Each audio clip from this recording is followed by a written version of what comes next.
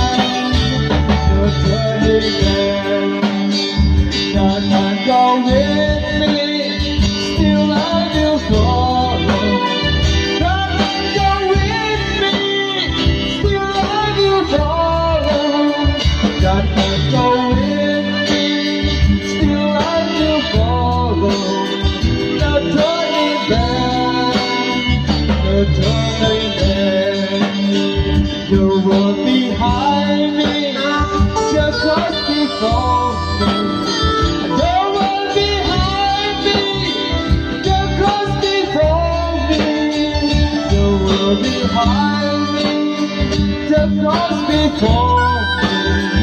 No turning back, no turning back, no turning back, no turning back.